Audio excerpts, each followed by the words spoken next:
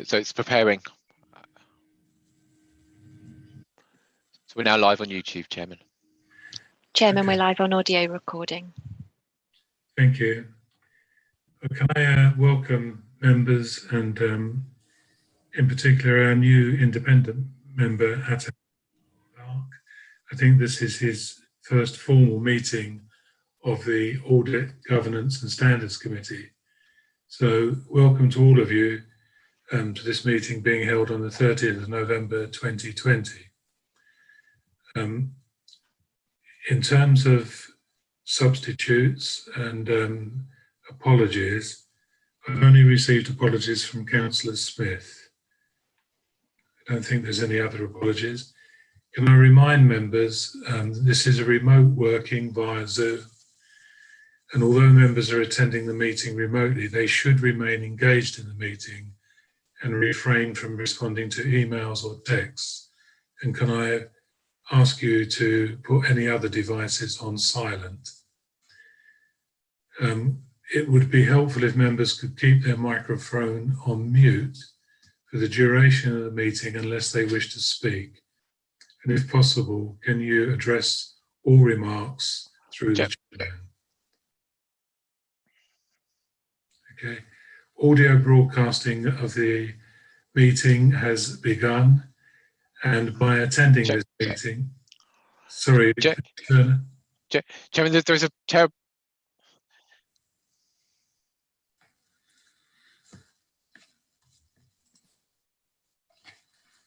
Can you hear me now? I can, but Mr. Turner. I can, Chairman. Sorry, Chairman, I was getting a terrible echo, but it's gone now, sorry.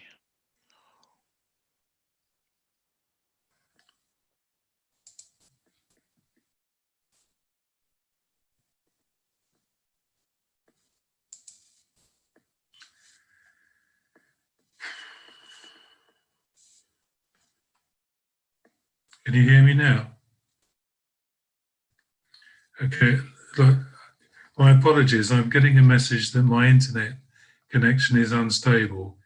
If it happens again, I'll drop out and rejoin. If that has to happen, can I ask that the Deputy Mark Platt, Councillor Mark Platt, my Vice Chairman, takes over the meeting until I can reconnect? Happy to do so, Chairman. Okay, is the audio okay now? Okay, so this is being broadcast. By attending the meeting, you are accepting that you are being watched and listened to online. I can move straight onto the agenda now. Item 1 is membership apologies substitutions. The only apologies I've had is from Councillor Kerry Smith. Are there any other apologies or substitutions? None received by me, Chairman.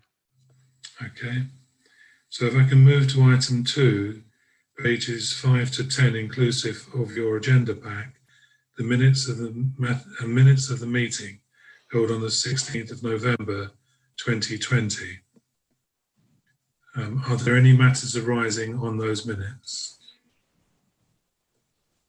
No member has indicated. We formally vote that they are approved as a correct record of that meeting. So moved, Chairman. Thank you. There's general assent to that. Moving on to item 3, audit completion report. Sorry, Chairman, Councillor Channer has her hand up. Councillor Channer, declaration of interest. Yes, sorry, Chairman, I didn't hear you say that. I thought it was on the first item, but I didn't hear that. Chairman, yes, may I just declare under the statement of accounts, I have got the page numbers, but I won't necessarily read them, just to say I am named in the document under related party transactions to do with Essex Cares Limited. And also there's several references to Essex Cares Limited within that document, Chairman. I have got the page numbers. And just to say under the pension fund, Essex Cares Limited is involved in that, and also Malden District Council, Chairman. Thank you. Okay, does anybody else have a declaration of interest? If not, I'll move on. But if you find you should have declared something during the discussion on an item, please do so at that time. So moving on to item 3, the audit completion report for Essex. Is this Nicola Wood? Nicole Wood. Oh God, this is getting worse. Has the sound dropped out again? Christine Golding's picking this up, Chair, for you. Christine Golding, thank you. Chairman, I was just going to suggest that we might hand over to David Eagles from BDO. The report is the completion report for the audit of the council's accounts, and I think that might be appropriate for David to introduce that. Okay, so if David Eagles of BDO can come on, and it's pages 11 through 73 for the committee. Thank you, Chairman. We have two reports on the agenda today. One is relating to the audit of the County Council and the group, part of the statement of accounts, and the second one relates to the pension fund part of the accounts. Barry Pryke, the Senior Audit Manager, is going to talk you through the Essex County Council report, which is the first one on the agenda, and I will talk you through the second one, but I suggest that we have a pause between both reports to enable members to ask questions should they wish to. So if it's okay, I'll pass across to Barry. Thank you. Thank you. So the report on the council and group accounts summarises our work, our audit work on the financial statements and the work that we've done in relation to our value for money conclusion. So I will take the report as read, but what I wanted to do was just draw the committee's attention to the key parts of the report and the sections that highlight our key findings. So I'd like to start on page 30, oh, sorry, apologies, page 17 of your agenda pack, which provides an executive summary. It's titled The Numbers. So the first thing I'd like to just draw to the committee's attention to is our materiality figure. So this is the value that kind of drives our audit. When we reported our initial planning materiality figure to you in March, we stated a figure of 36.1 million. That's based on gross expenditure in the prior year. When we received the accounts for audit, we revised that figure. And it's based on actual gross expenditure for 1920, and that resulted in a small increase to 37.3 million. There is no impact on our audit approach as a result of that increase. As I say, it's not significant. The remainder of that page just highlights the key findings in terms of misstatements that we've identified, any unadjusted audit differences, and it also confirms that the scope of our audit was unchanged, and we undertook the work that we planned to.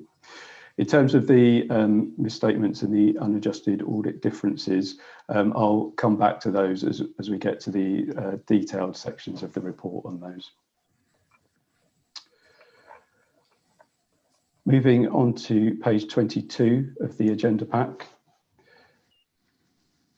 This page provides an overview of the audit risks. These are consistent with the risks that we reported to you in our planning report back in March. There were no new risks identified as a result of our audit work. The table just summarises the key aspects of each of those risks. The following pages run through our findings as a result of the procedures that we undertook in response to each of those risks. I'll run through the remaining pages now, starting with page 23, Management Override of Controls. This risk is a presumed risk on all audits, regardless of the nature of the entity being audited, and it reflects the fact that management are in a position where they could circumvent controls if they wished. We undertake procedures on both journals and accounting estimates to look at whether or not there are any indicators of management bias in the accounts, whether there are any unusual transactions that we're not expecting based on our understanding of the council and its operations during the year. I'm pleased to report, as a result of our work on journal entries, we have no matters to report. Our review of estimates and judgments applied by management is complete. We have no matters to report overall, however, there is a specific issue in relation to the valuation of specialised assets, which I'll talk about shortly. Page 24 of your agenda pack outlines the risk and results of our work on both revenue recognition and expenditure cut-off. So this risk reflects the ways in which the financial performance of an entity may be manipulated.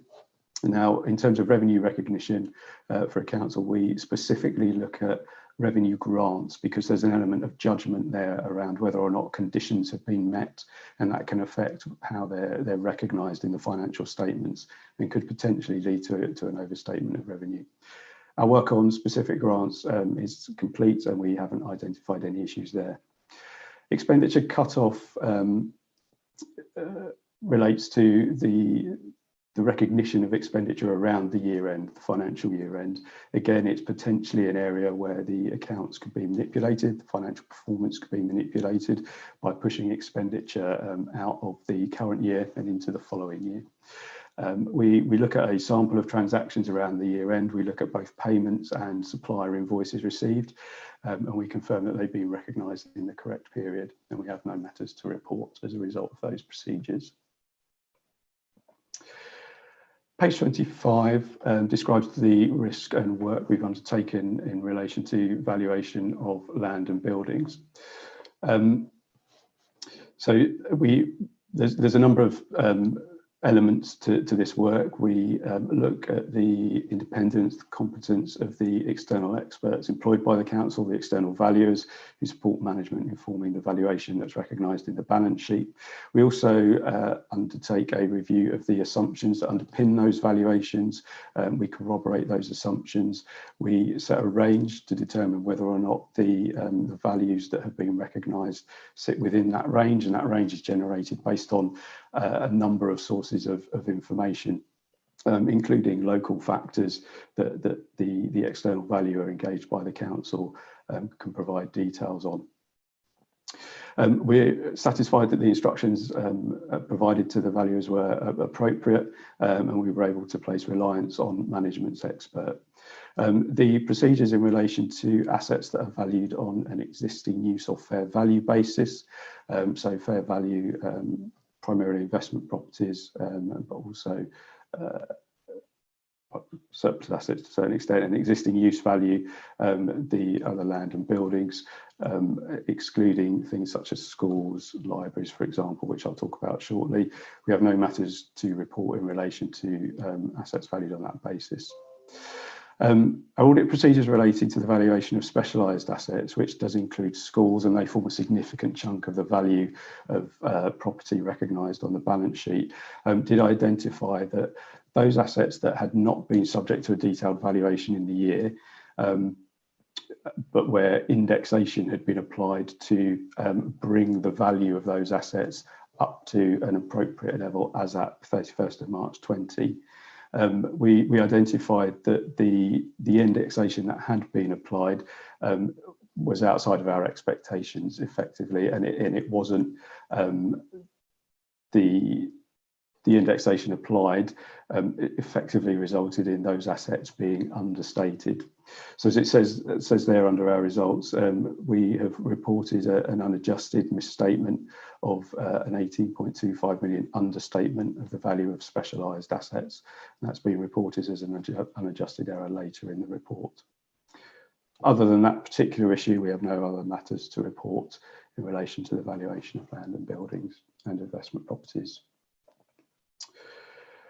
Valuation of the pension liability. Again, this is a significant liability on the council's balance sheet. Again, the council engages an external expert, an actuary, to provide the accounting entries and the valuation of that liability. We undertake a similar type of work as we do on the valuation of land and buildings in terms of the experts. So we look at their competence, their independence, and I can confirm that we were able to place reliance on the expert. We also look at the assumptions that they've used. We engage our own expert to undertake a review of those, and we form a view on the range that we would expect the various assumptions to fall within. And I'm pleased to report that we have no matters to raise with you in relation to the valuation of the pension liability.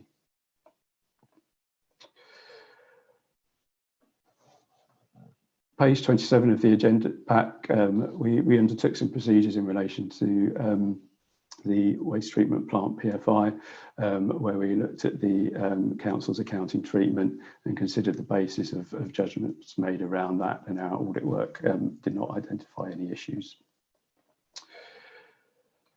Pages 28 and 29 of your agenda pack just relate to risks we raised in relation to two transactions that were outside the normal course of business for the council during 1920. The first of those was the disposal of Essex Education Services, and the second was the termination of the tendering public-private partnership.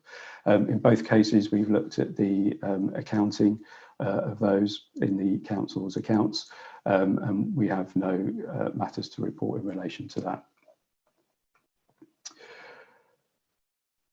Page 30 of your agenda pack, implementation of IFRS 16. When we issued our audit plan, which included this risk, we were expecting IFRS 16 to be implemented in the near future. So IFRS 16, sorry, I should say, is a new accounting standard which governs how leases are recognised in the council's accounts.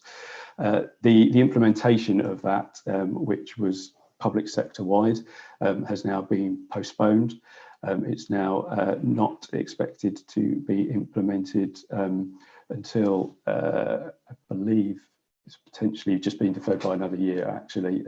But its delay means that this particular risk and the disclosures that we would have expected to see had it been coming in its original date, 1st of April 2020, we had no further work to do on that because of that postponement. And that postponement was as a result of the pandemic. And finally, related party transactions. We look at the disclosures in the accounts. We undertake procedures to satisfy ourselves that they're complete. We also look at the disclosures that have been made and corroborate those to supporting evidence, and we have no matters to report there.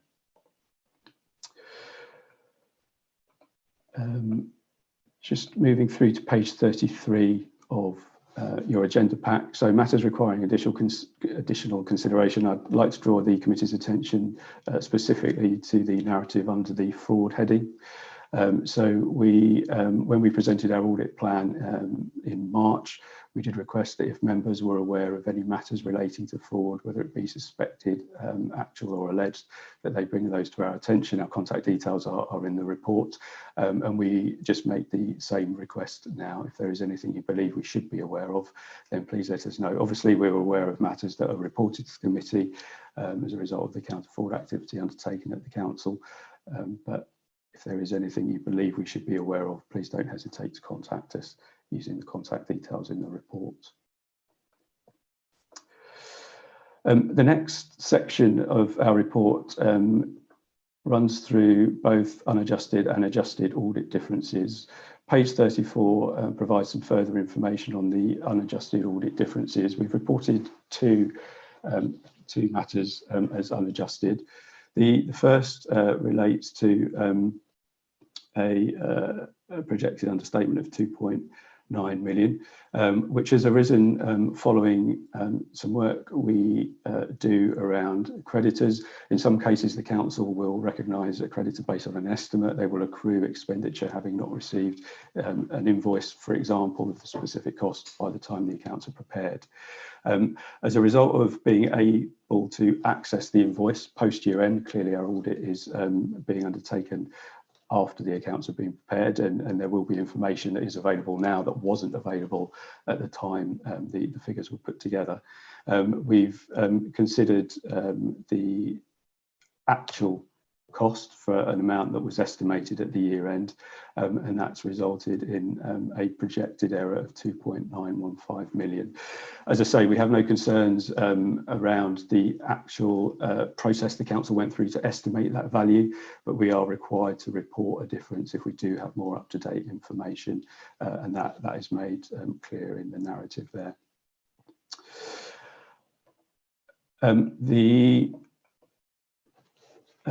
The other issue, which I've already alluded to, which is shown in the table on page 35, is the understatement of property, plant and equipment, specifically relating to specialised assets, where the indexation applied was insufficient to bring those particular assets up to a value that was consistent with information we had in terms of the movement on values during the year for that particular type of asset.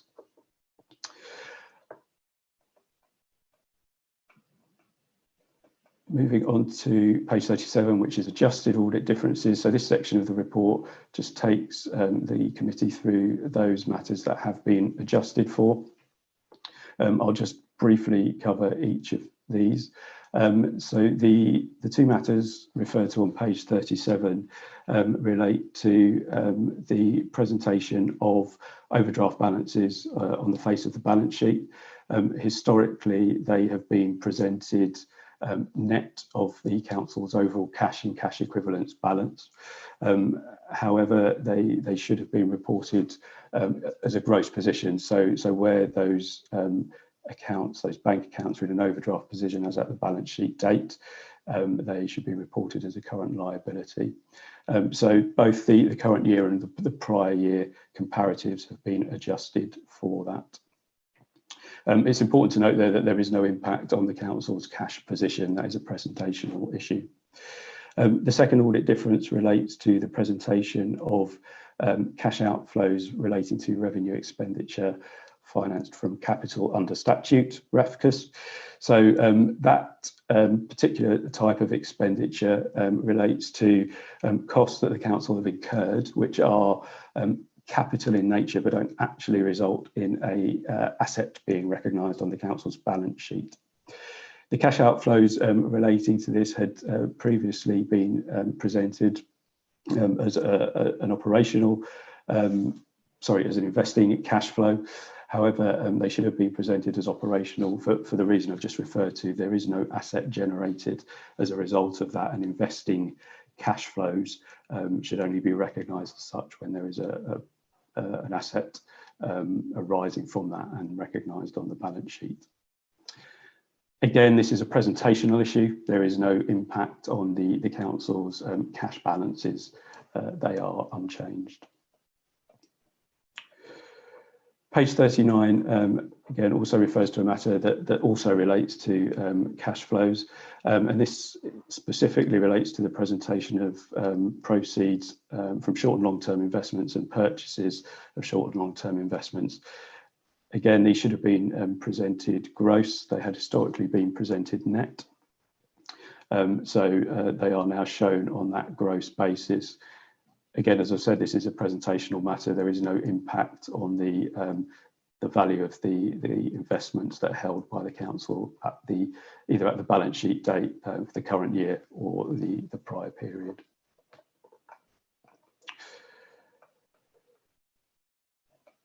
I'm happy to take any questions on that section of the report, and then I think I'll be possibly handing back to Dave for the value for money. But as I say, if there's any queries or questions on anything that I've just been through, I'm happy to take questions on that now.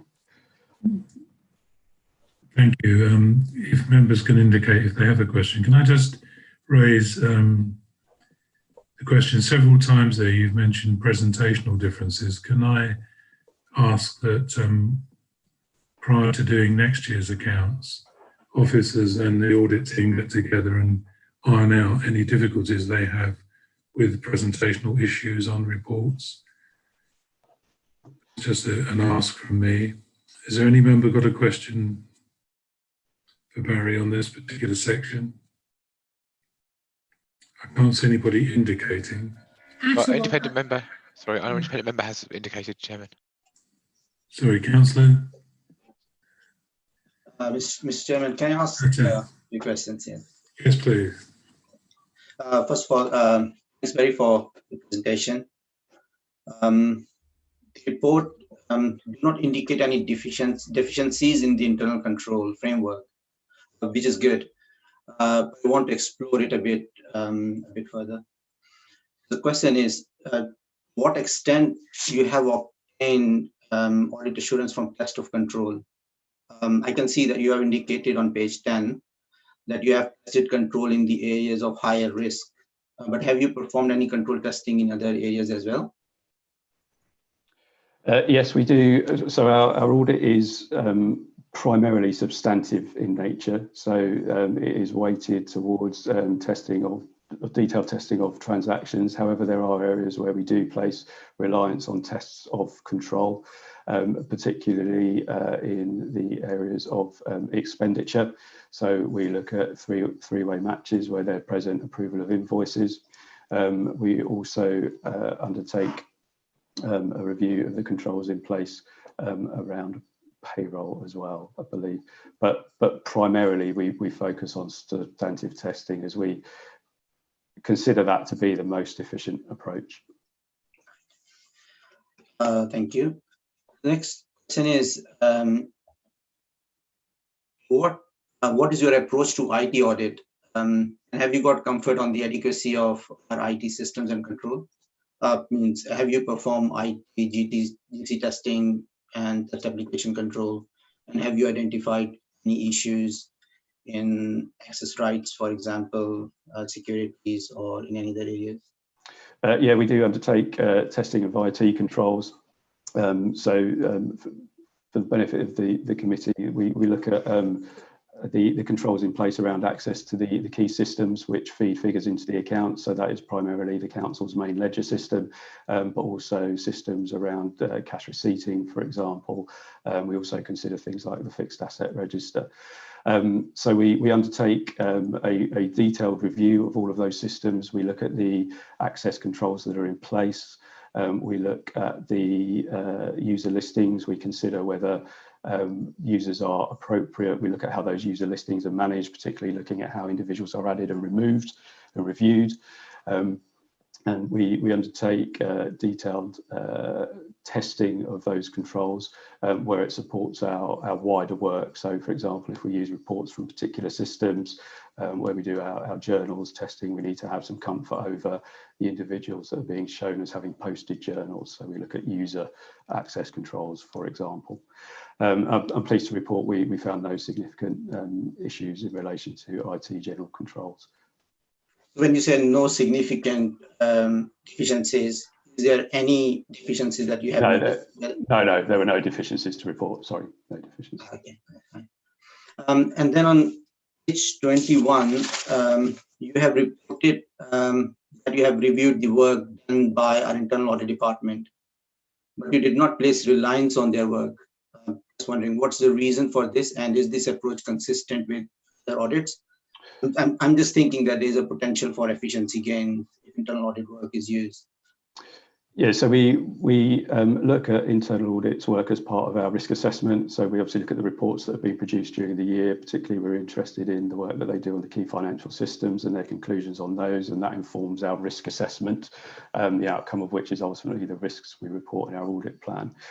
We don't place detailed reliance on internal audits work.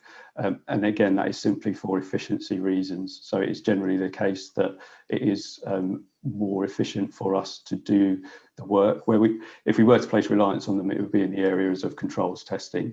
But it tends to be the case that actually, because we would still have to do a degree of reperformance of internal audits work if we were to place reliance on it, it's often the case that it is more efficient for us to just do that work directly ourselves. So that is the reason, and that is consistent with other audits. That tends to be the approach at present. So direct reliance tends not to be placed on internal audit. It's not a concern over their work. That's not the reason. Just to be clear on that point. Right. Then on the same page 21, you have indicated that you have done a fraud assessment. I just if I wanted to check if you identified any fraud risk in addition to what we reported to you. No, we haven't identified any specific fraud risks over and above the management override risk, which I talked to when I went through the report. And as I say, that is a risk that appears on every audit, but there are no other specific fraud risks that we identified during the course of our work. No. Okay. In respect of this management override of control, you said you determined key risk characteristics to filter the population of journals. So could you please tell me what are key risk determinations when you sample for testing, journal for testing? Sorry, specifically in relation to journals? Yes. So we undertake a piece of work to identify risk characteristics of journals. So that will draw on our own understanding of the council. It will draw on discussions with officers where we develop our understanding of who we would expect to be posting journals, for example, why they would be posting journals. We also consider particular points in time when we would expect journals to be posted and when we wouldn't. So, it might be in the evenings or the weekends and so on. So we pull all of this together and we form a testing strategy around journals. We then, we basically obtain a download of the council's entire ledger for the year. So every single transaction that's been processed between the 1st of April and the 31st of March. We have a data analytics tool that we load that information into, and that allows us to undertake an analysis of that data based on those risk characteristics that we've identified. If we do then identify any journals that display any of those risk characteristics, we investigate those further. So we'll look at the back-end documentation, we'll look at the detailed postings that those journals are doing. And that will help us to determine whether or not we think the journal is indicative of management bias or a potential fraudulent transaction. And in this determination, do you also look at, example, standard or non-standard manual journal, non-automated journals? Is this also a consideration, or?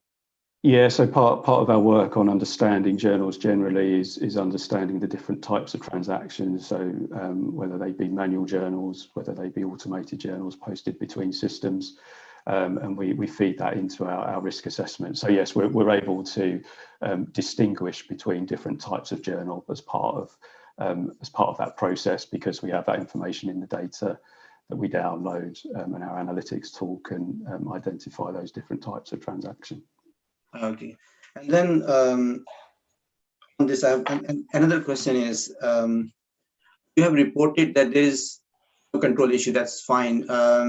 You have mentioned, but when I looked at the spec, there is no mentioning of test of controls in the work performed sections on key risk. I'm more concerned about two areas. One is management override of control. You have briefly mentioned that. But revenue recognition and expenditure cutoff as well. What control procedures you perform in these two specific areas? So in terms of the controls over those two, that risk specifically, so revenue recognition and cutoff, we don't undertake any detailed testings of control. Because they're significant risks, we're required to give some consideration as to what controls would be in place. But one of the reasons we identify those as a significant risk is the revenue recognition and expenditure cutoff are to a certain extent linked to the management override risk, in that they are a way of potentially manipulating the position that's represented by the financial statements. And by definition, that kind of management override element means that controls could be circumvented. So we take a fully substantive approach to that testing.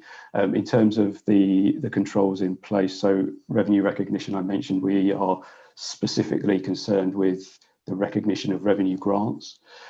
So we developed our understanding of how the council recognises grants during the year, the processes they go through to look at the conditions and ensure that the conditions have been properly considered before the revenue is recognised. And similarly around expenditure cutoff, there are clearly processes that are built into the the accounts payable process, where I mentioned things like three-way matches, approval of invoices, which we do look at as part of our wider testing of expenditure. But in terms of those particular areas, we focus on the substantive element of the testing, where we effectively test a higher number of transactions in detail to give ourselves the assurance we need that there are no issues there. Right. The reason I asked this question is on page 10 of your presentation, you have a column, the table, and in that table there is a column which says control finding to be reported, and there is no. So I thought on all of these areas we have performed test of control. Otherwise, I thought it should be NA, not applicable. But thanks for the explanation. Next is this unadjusted audit difference of 2.9 million, which relates to a management estimate of credit balanced based on the information available at the year end. I'm just wondering if estimates are reasonable. If estimates are reasonable at the year end and based on the information available at that time, then why we are requesting management to make adjustments? I mean, it can be up, it can be down. It's happened last year, a year before. It will happen next year as well. So these are estimates. If it is reasonable, and why it is an unadjusted audit difference? So because we have more up-to-date information, I mean, clearly that will always be the case with an audit. We're auditing after the year end, so there will be information available to us that wasn't available at the date the estimate was made. But we are required to consider an estimate against the actual, if that is available to us during the course of our audit. So I think, as we said in the report, we have no concerns with the way that the estimate was formed.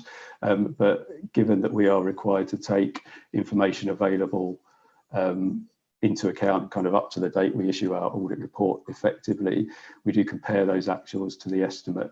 Now, in this particular case, it so happens that the projected misstatement is above our reporting threshold, so which is 1.4 million. So we've included it as an unadjusted. Now, in another year, we may go through the same process. We may identify a difference, but it may be the case that when we compare the actual to the estimate, it is below our reporting threshold and it wouldn't appear on that schedule. So I think recognising the point you made there about it could be up, it could be down. Yes, there could be variance each year. We may or may not report it. In this particular case, it has resulted in a reporting point. And in line with auditing standards, we have included it in our unadjusted schedule. But I think, coming back to your original point, I think you're right, it will very much depend on the particular transaction that we may pick in any given year as to whether or not we have a reporting issue. And it just so happens that this year we did have we had a difference that resulted in a projected misstatement that was above our reporting threshold. Yeah, I was just thinking, if you have something in unadjusted, if you are reporting something as an unadjusted item, then there is an expectation that we should adjust it. I mean, unless there is some reason, but the expectation is it should be adjusted. So, are you suggesting here that we should re-evaluate our credit balance close to the reporting date, so we don't have anything in an unadjusted? Should you? Or well, I mean, clearly it will depend on when that information's come through. So as I said, this year in particular, clearly our audit is happening a lot later than it would have done in previous years, which also increases the scope for having more information available about some of those estimates that were recognised as at the balance sheet date. So it's partly a function of that. I think, as I say, it's also partly a function of our sample testing. And it just so happens that our sample testing this year picked up a particular transaction where we've identified a difference. So we do ask that, per the report, we do ask that the council adjusts unless they consider the matters not to be material. And again, that is a standard request that we make for any unadjusted error that we report. and it would reflect the fact that the information now available, both up to the date of our audit report and the date that the accounts are approved, is indicative of that particular misstatement. Does it mean that we should reevaluate our credit balances close to the reporting date to avoid this? I mean, this is a misstatement. You're saying this is a misstatement. We need to avoid that misstatement. How we can, I mean. Yeah, I mean, so I think there are kind of logistical and practical issues around that in terms of having to have the accounts prepared by a particular date, and it may be that by that date the information wasn't available. We then come along and audit, and it is available. So that evaluation, you know, even if that was done as close to the date that the unaudited accounts are approved for issue as possible, it would not necessarily still result in that. In this particular case, in that issue being addressed. So, as I say, I think it's something that is a product of the timing of our audit.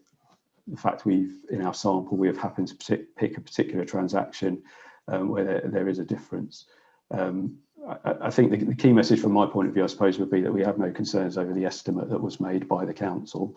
But because of the more up-to-date information that we have available at the date of audit, we are required to take that into account and report accordingly if the issue is over and above our reporting threshold. Okay. Then you just said that last year as well, you had similar situation, but the difference is below of your threshold, reporting threshold. So I was just wondering, last year there was an impact on P&L, and this year as well we have an impact on P&L. Then our current year P&L impact should be the net difference of last year and current year, rather than Sorry, yeah, just to clarify, we didn't have this issue last year. Sorry, I was just using that as an example to say that it could occur in any given year depending on our and the samples that we pick up.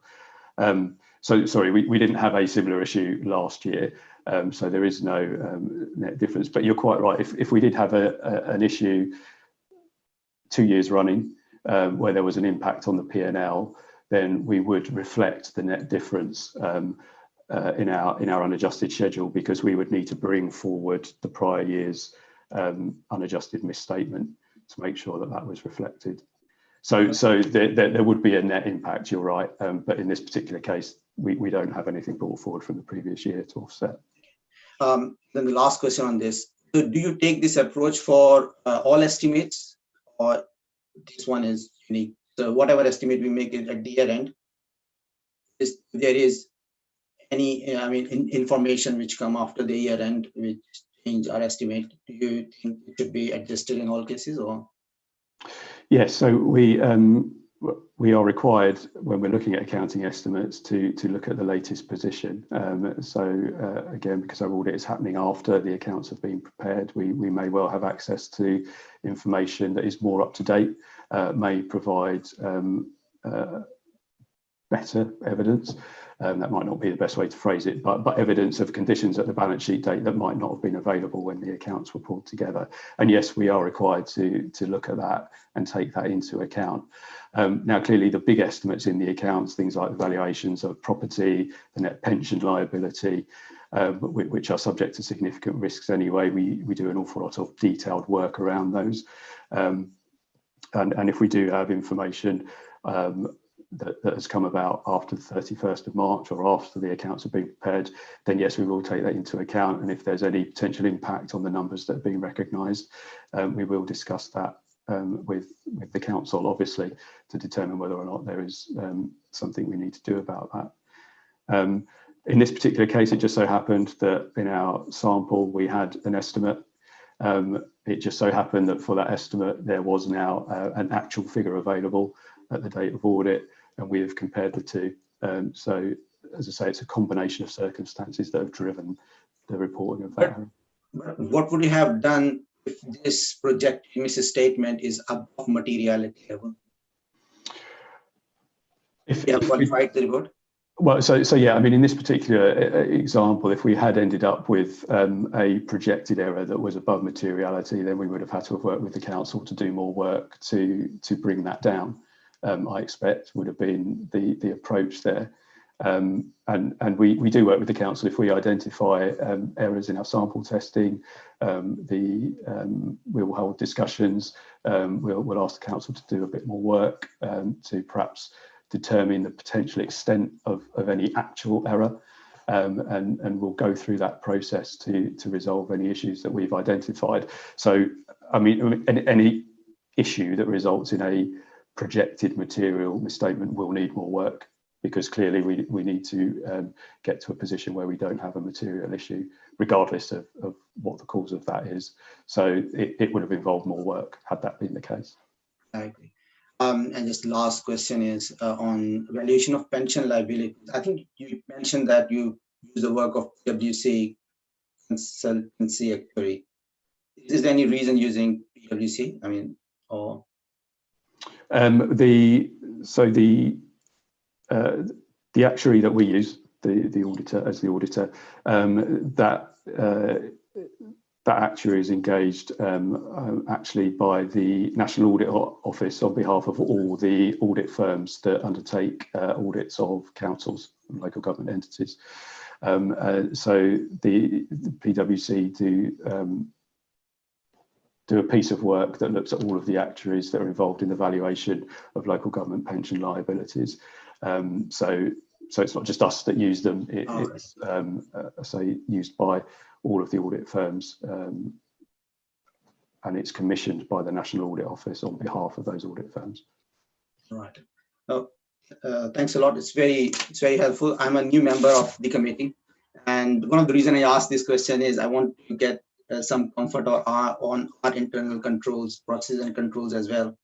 And it's good to see that based on the work we have done, there is no control deficiency, and it gives me some comfort that our control processes are robust. Thanks for this. Thank you. Thank you. Thank you, Ato. Can I encourage all members that if they have detailed questions on process, that our officers and the audit team are available outside of meetings to ask for clarification on any issue where you're not comfortable with the process or particularly investigations that are taking place. Are there any other members wish to raise an issue before we move on? I can't see that there is any member asking for a question. Mary, have you finished with that section? Is David Eagles now going to complete the report? I think actually I can see Janine's now here, so I think Janine's going to pick up the value for money work. Right, thank you. Can I pass over to Janine? Thank you. So the results of our value for money audit are set out from pages 42 of the pack. We had one significant risk that we focused on around financial sustainability. And for that risk, we looked at firstly how the council performed financially in 2019-20. We are satisfied that you have adequate arrangements for budget monitoring and for taking mitigating actions to eliminate the impact of any overspends and undeliverable savings. We also looked at your medium-term resourcing strategy that was approved in February 20. We are satisfied that the assumptions made at the time were reasonable, although of course there is significant uncertainty around funding levels. Obviously that was pre-COVID-19.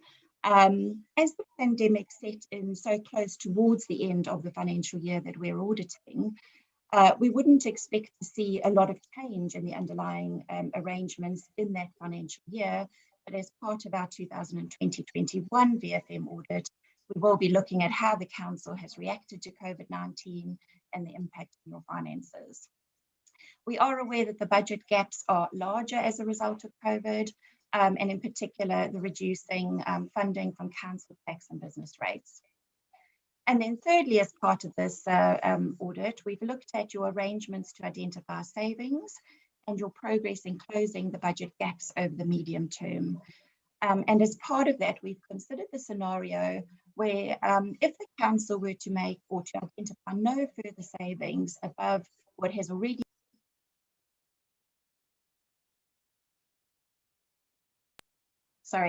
we looked at the scenario where If no further savings were to be identified and above what's already been identified and expected to be delivered recurrently, then the council would have sufficient unrestricted earmark reserves and general fund balance to cover that shortfall in the medium term, and still maintain the general fund balance at the 6% level of a net budget. So it is overall a very challenging financial position, like many councils, but we are satisfied that based on the strength of your arrangements in 2019-20, they are able to issue an unqualified BFM conclusion.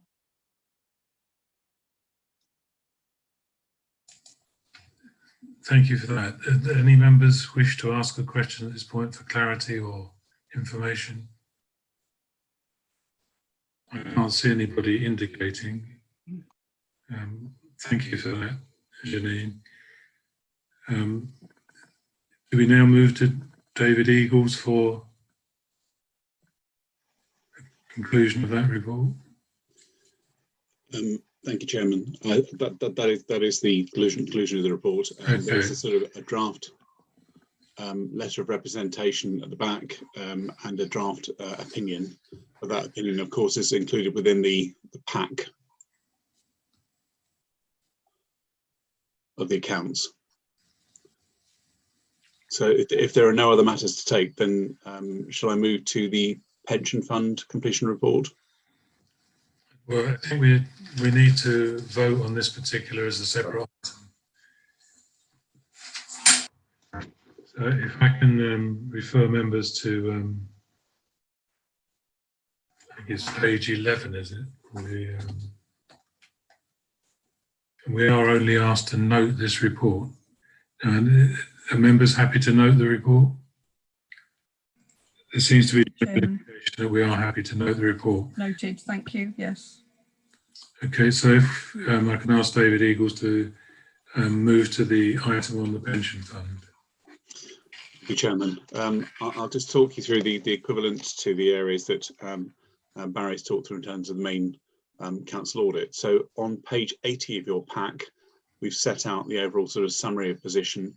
For the pension fund, we use two levels of materiality: an overall level, which is driven by the value of the assets, which is 66 million, and a lower level of materiality focused solely on the fund accounts to ensure that we provide that with sufficient scrutiny and sensitivity. So that's such a lower level of 25 million.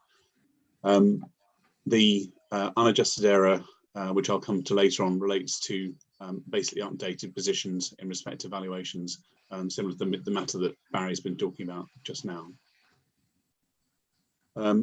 So I'll flip now to page 86 of the pack, and a similar sort of summary of the significant risks that we're looking at. Management override, again, is a mandatory risk under auditing standards. And we have looked at two other significant risk areas. We've managed to rebut the position in respect of revenue recognition. So the significant risk areas are both highly judgmental. So the valuation of investments as at the year end, and also the valuation of the pension liabilities at the year end. So it's sort of a flip side of the position that Barry's been talking about. Management override, there's nothing really to report. Similar sort of issues and approach that Barry's talked about. But moving on to page 88 and the valuation of unquoted investments. And these are the ones where there's much more sort of judgment involved. So it's not listed investments which are sort of quoted on the stock market. This is something where we've invested in particular sort of individual companies or properties and so forth.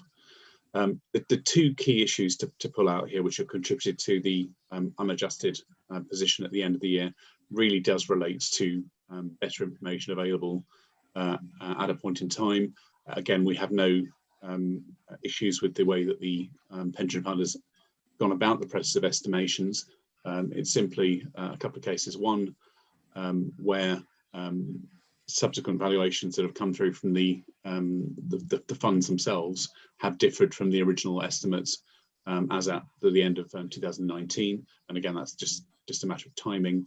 And the second point, which is lower down the page, relates to where an estimate was made for the impact of of COVID on private equity funds, where again, subsequent more direct information looking at accounts, capital contributions and distributions gave us a slightly different percentage. So the pension fund had applied a figure of 4.95%, which is the middle of a range provided by, again, experts for the fund to work upon.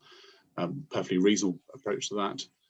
Our direct testing suggested that this is based upon 63% of that particular chunk of investments, that the position was closer to 8.5, nearly 9%. And so the calculated figure for the adjustment is simply the difference between those two percentages. Again, it's based upon slightly better information available at the point of our audit. So again, not a criticism of the way the accounts were prepared. I'll then move on to pages 90 onwards relating to pension liability valuation. This sets out in slightly more detail than in the main council's report, particularly on page 92, where we've provided a table of the ranges of the statistics that were used nationally. The ranges that PwC have confirmed are acceptable ranges. The range used by the actuary for the pension fund, for the Essex pension fund, are within that range, and therefore we consider those to be a reasonable basis for the preparation. The one other thing that I would pull out in terms of the pension liability is that this particular year we are looking at the work done by the actuary in determining the triennial valuation as at 31st of March 2019, and our primary work in that particular area is to look at data quality. So once in every 3 years, the actuary goes through a very thorough review of the data of membership to determine that triennial position. And that position is then sort of rolled forward on a cash basis, subject to any significant changes in membership between those next 3 years. So we're basically looking at this sort of foundation position, and we had no issues to report from that work. Those are really the main areas I wanted to talk through in terms of the report. Our unadjusted differences summary on page 97 sets out those two particular components I mentioned in respect of the investment valuation. Again, it's sort of an overstatement of assets of approximately 19 million, but in the context of a 66 million pounds materiality level, that's well below that.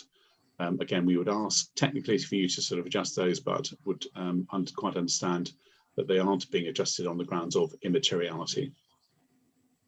I didn't have any further matters to raise in respect to the pension fund, but I just wanted to say at this stage, just to say thank you to Christine and Sam for their support during the audits of both the main account and of the pension fund this year, and enabling us to get here on deadline day, not missing that position. So I'm happy to take any questions, Chairman. Thank you for that, Mr. Eagles. Members, are there any questions? No, I can't see anybody indicating that they have any questions on the pension.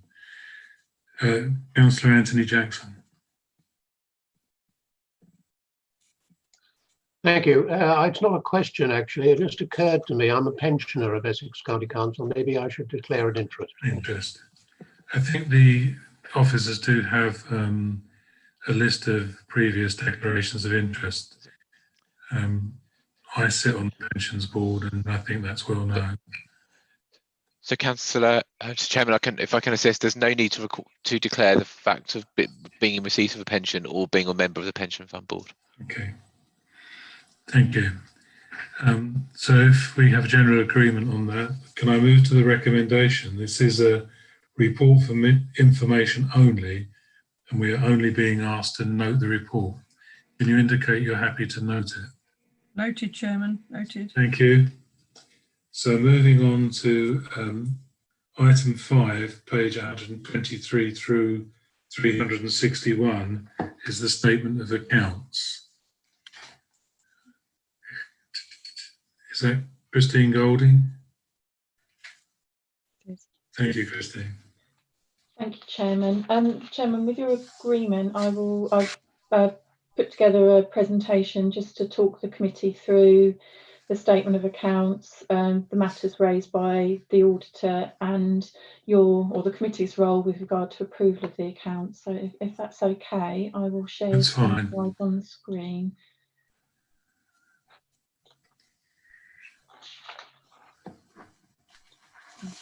Okay, hopefully you can now see my slides.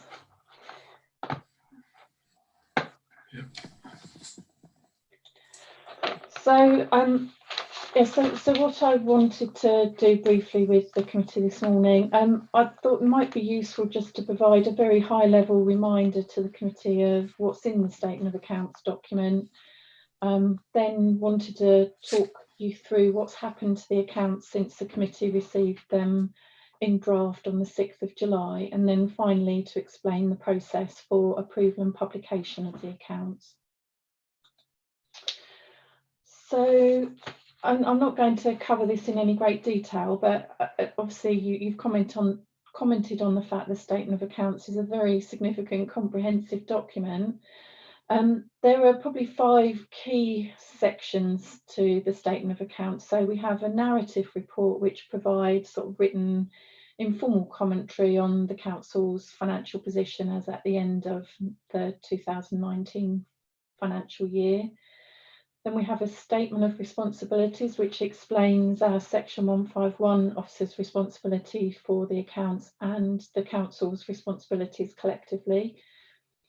Then we have the statement of accounts, and there are 4 sort of key sections to that. We have our financial statements, which I'll talk you through in a minute. We have a number of accounting policies and notes which provide additional information on the position reflected in the financial statements.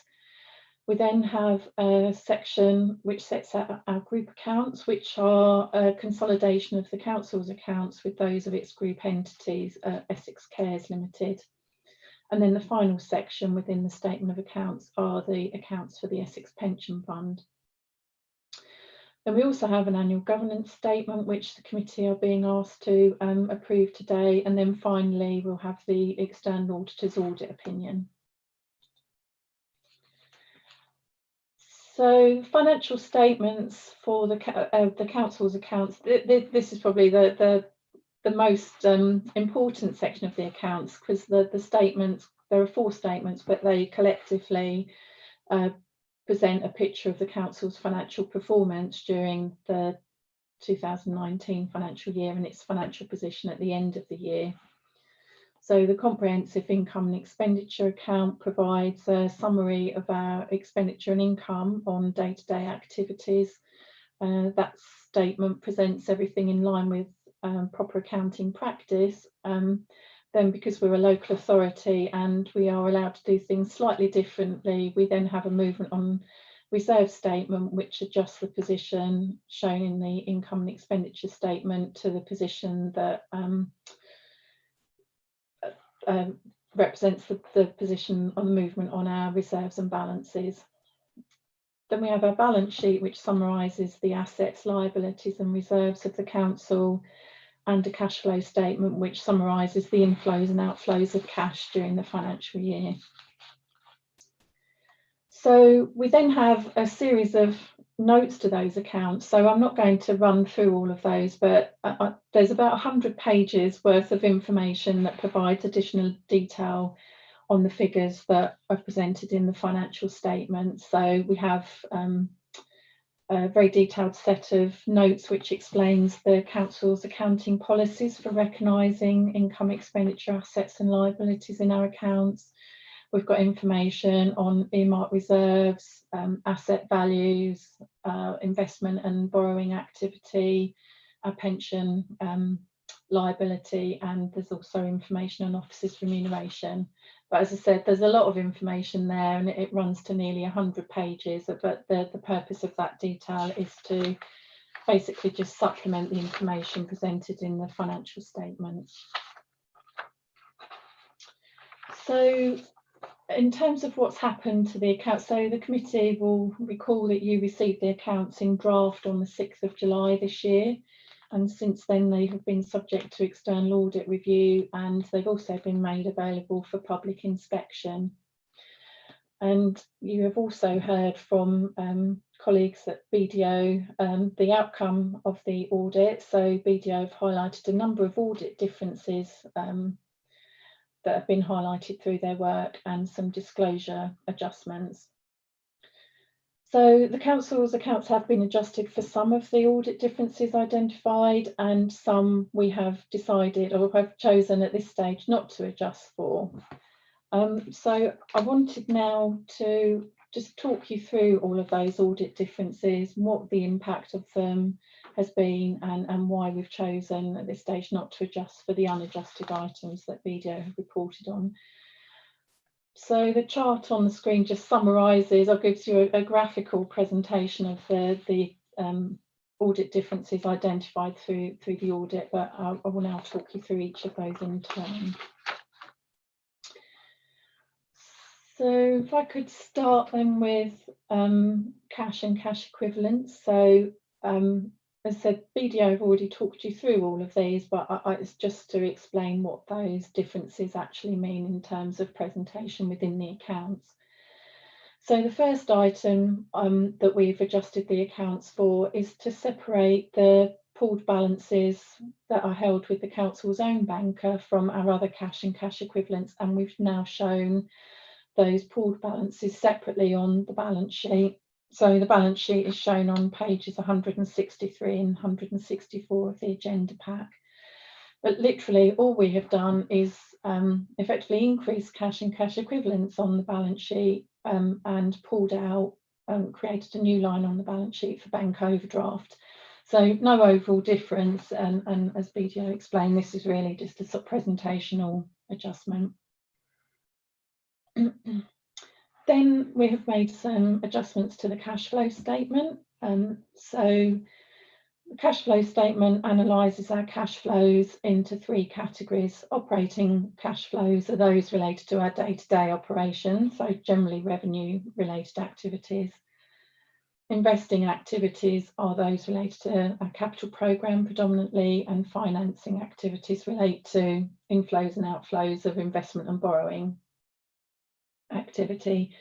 So we've made a presentational change to remove the cash outflows related to revenue expenditure funded from capital under statute. So we've taken that cash flow out of investing activities and put it into operating activities. That expenditure is on items which don't meet the accounting definition of a fixed asset, but we're nevertheless able to capitalise the spend. So as I said, we've just taken that out of investing activities because it doesn't result in an asset on our balance sheet, and move that into operating activities, but there have been no overall change in our cash and cash equivalents for the year.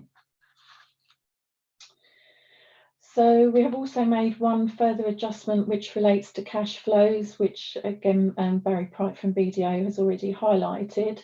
So we had within the investing activities section of the cash flow statement, we have now shown the proceeds and purchase of short and long-term investments on a gross turnover basis. Previously we'd just shown this as the difference between the opening and closing position for the year. Again, although the movements are significant, it's had no overall impact on our cash inflows and outflows. Then we have also made two changes to the financial instruments note. So one of the notes that we're required to present shows or compares the carrying value of our assets and liabilities with what their fair value would be. So we're required to reflect them in the balance sheet on an amortised cost basis, but within the note to the accounts we also have to disclose their fair value for comparative purposes. And the fair values from in the context of financial liabilities, fair value is deemed to be exit value, so it's what we might have to pay to buy ourselves out of the arrangement if we wanted to. And so for PFI liabilities, we had previously reported fair value as comparable with the carrying amount, but we've now provided an estimate of the fair value of those arrangements. And the other change we have made to our financial instrument disclosures, so we are required to provide a maturity analysis or maturity profile analysis of our existing debt portfolio. In the earlier version of the accounts, this table reconciled fully back to the balance sheet value of our liabilities, but we have now amended the note to reflect principal and interest liabilities. So previously that note only included the principal loan obligations. And then we've made a few changes to commentary within the report, so within the document. So the narrative report contains some commentary on the financial implications of the COVID pandemic. At the time of putting the draft accounts together, we reflected the position as at that date, and we've now updated that note to explain the position as at now, effectively. We have also made some updates to the estimation uncertainty note. So this note explains that property, plant and equipment and pension liabilities are the figures that we disclose in the accounts are derived from significant estimates. So obviously professionally, we have professionals that assess those figures for us, but they're nevertheless an estimate. So we've updated the note to make it clearer that there's perhaps slightly more uncertainty over those valuations this year than would normally be the case because of the COVID pandemic. And then just to sort of acknowledge that we have made some other minor amendments to disclosure notes, but mainly to improve clarity or to remove content that wasn't material. So nothing else very significant.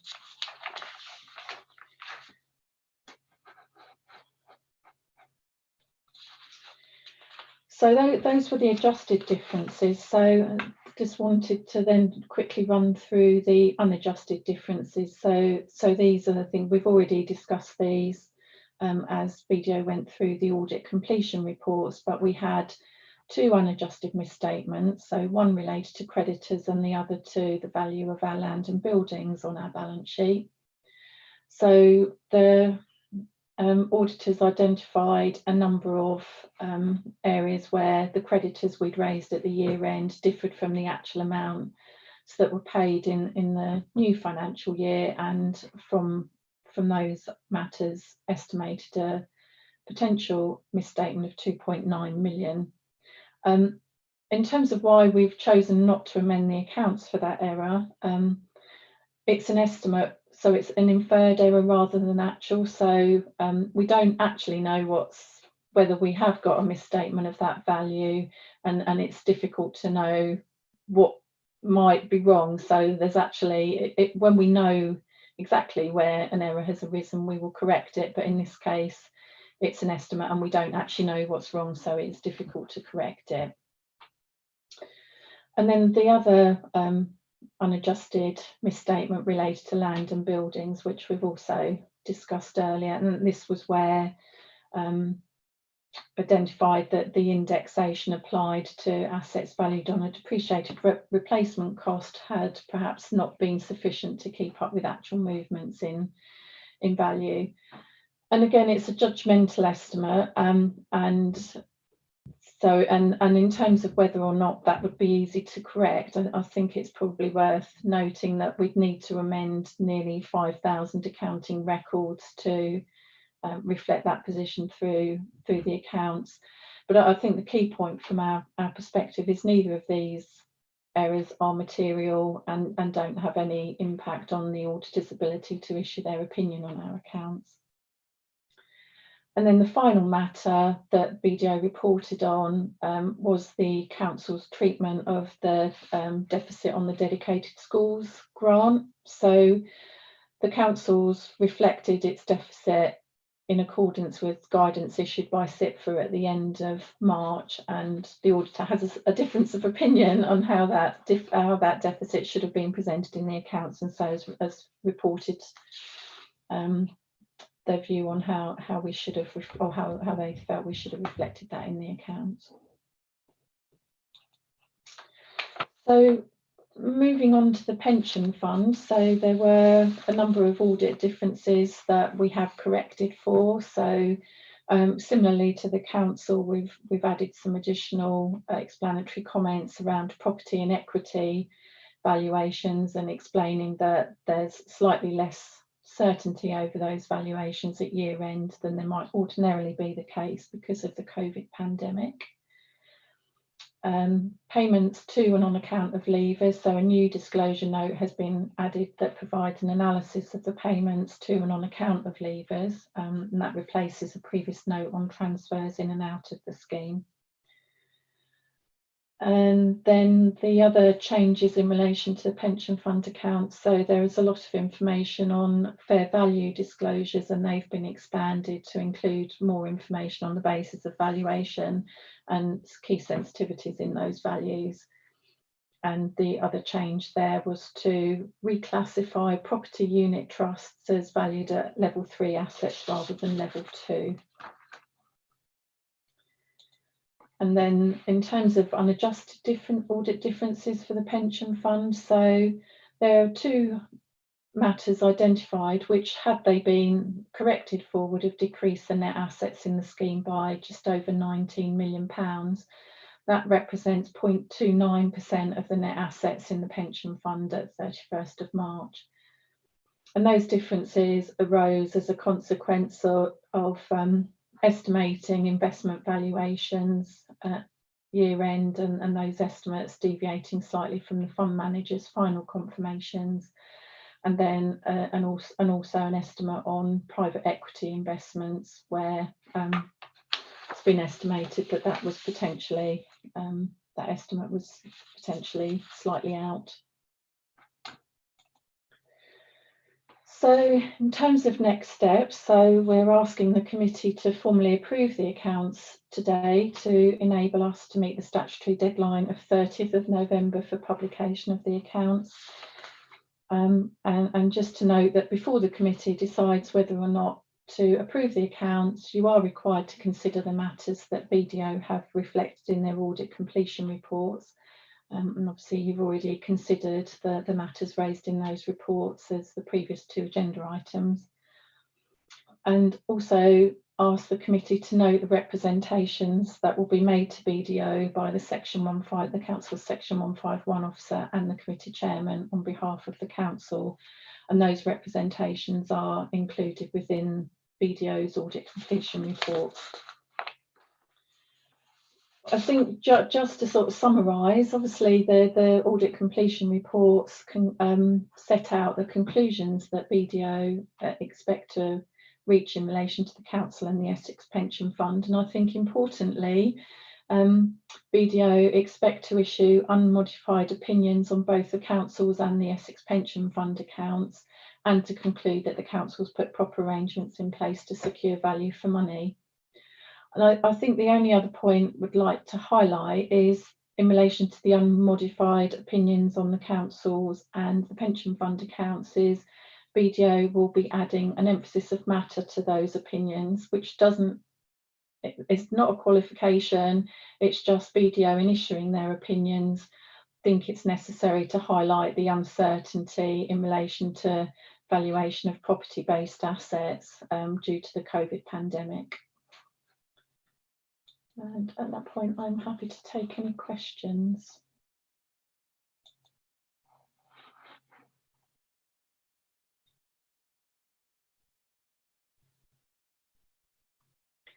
Councillor Headley, I think you're on mute. My apologies. Councillor Mark Platt has a question. Thank you, Chairman. And it's a question really for, well, it's an observation of thanks to all those who have given us presentations this morning. And a question for our auditors, really. For the word assurance we've been using for a number of meetings, and we've got to this kind of a deadline. Can the auditors assure us that they've completed any outstanding work and they'll be in a position to issue an opinion today? Yes, that's we had the clearances. I think that's good to know, Chairman. Okay, are there any other points of clarification on the detail for Christine from members? I can't see anybody indicating, so again, I will move to the recommendations that are on page 123 of your agenda pack under item 2, and it goes from 2.1, Roman numerals 1 through 5. I'll take them one at a time with your indulgence.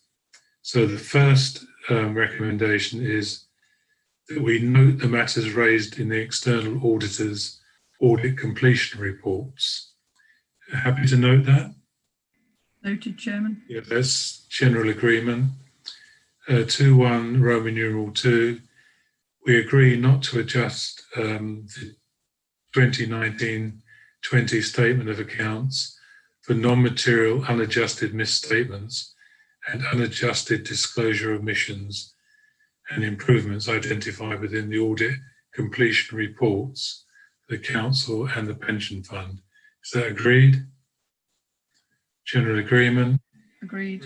Approves the updated draft of the 2019-20 annual governance statement, which is included in the statement of accounts, document pages 201 to 222 of Appendix A. Are we happy to approve that? Approved, Chairman. Unanimous agreement. Approves the updated draft of the 2019-20 statement of accounts attached as Appendix A. Approved? Approved. Agreed. And lastly, 5, notes the representations that the Executive Director of Finance and Technology and the Chairman of the committee will make on behalf of the Council. Is that duly noted? Noted, Chairman. Thank you. That concludes item 5. We can move on to item. Can I, at that stage, thank BDO and all their staff for working so diligently with their officers. And I think you're aware of comments I made earlier about ironing out any difficulties in presentation for next year's audit. I think next year is going to be a real challenge, given that it's been a very, very difficult year for everybody during this pandemic. Councillor Turrell. Yeah, I just wanted to say publicly thank you to Atal, who's joined us for the first time, and his questions are quite useful, I think, to quite a lot of councillors. So thank you, Atal. Yeah, I agree. I think there were some very in-depth challenges today, which were appreciated by some of us, if not all of us. Can I say to Christine Golding, is it possible for you to circulate the presentation you've just done? There's some Yes, absolutely, Chairman. Yes. Yeah, I would find that quite useful to go back over the accounts using those notes. Can I move on at that point then to the work programme, which is on pages 362 to 365. Mr. Turner going to take us through that?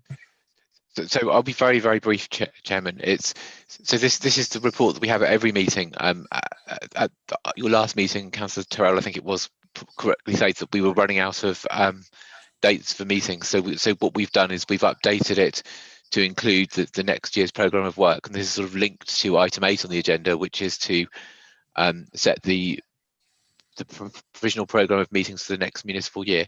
So I don't think there are any surprises on here, but obviously I'm happy to take any questions that members may have. Are there any questions from members? No, everybody's shaking their heads, so there's no questions for members. So if we move on, the date of the next meeting will be held on Monday, the 22nd of March at 10:30, and we're assuming that will still be on Zoom unless there's a monumental change in the pandemic regulations that we're all trying to cope with at the moment. And then item 8, as referred to, is the dates of future meetings. I have not been advised of any exempt items that we need to go through. So, Chairman, can we take it that the programme of meetings for the next year is agreed? Sorry. Chairman. Yeah, we're getting general assent that those meeting dates will be to be confirmed in people's diaries. Okay, so at that juncture, unless there's any member of the committee, any office or any of our auditors wish to make a comment, I would like to formally close the meeting. Okay, everybody seems to be happy.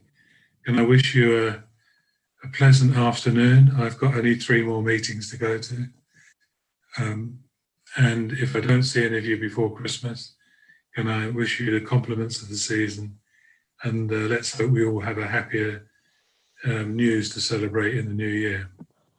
Thank you for your attendance. And we'll see you, if not before, on the 22nd of March.